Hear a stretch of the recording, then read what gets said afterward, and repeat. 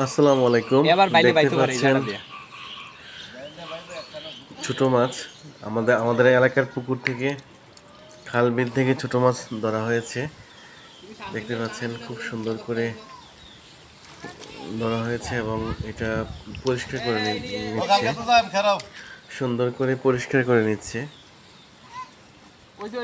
এই যিনি মাছ ধরেছেন তিনি হচ্ছেন আমাদের প্রাণপ্রিয় মুসা ভাই।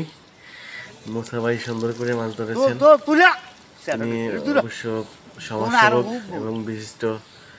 এখানে কিছু আছে। এটা আমাদের এলাকায় একটা মাদ্রাসা আছে, সেই মাদ্রাসার খাদেম হিসাবে কাজ করে।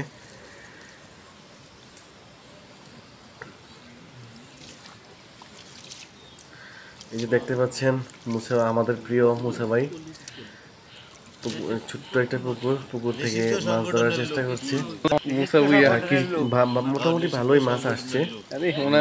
যেই মাছগুলো উনি পরিষ্কার করে নিচ্ছে এবং পরিষ্কার করার কাজ চলছে, বিষয়টা আপনারা দেখতে পাচ্ছেন।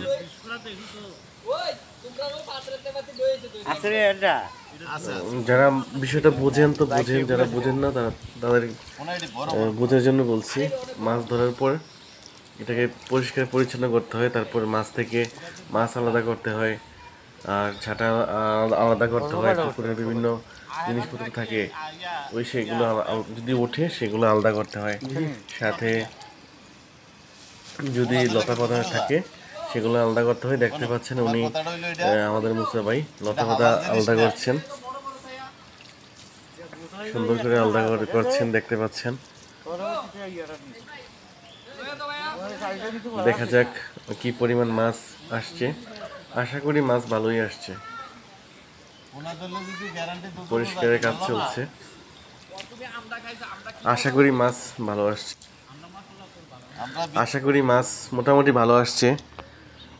এই যে দেখতে পাচ্ছেন পরিষ্কার করছে,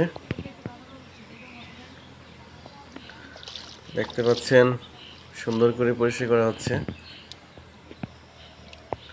তবে মাছ ধরতে গেলে সাবধান। এই সময় কিন্তু বৃষ্টির সময়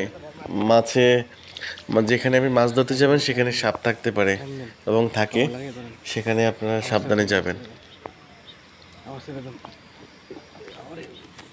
এই যে আমাদের ছোট্ট একটি ইয়ে আছে, গাতা আছে, মানে ঘাটি আছে, কি বলে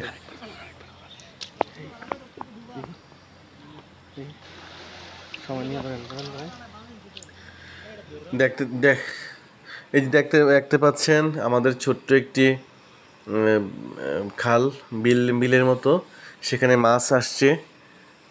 দেখতে পাচ্ছেন এটাকে বলে শিং মাছ।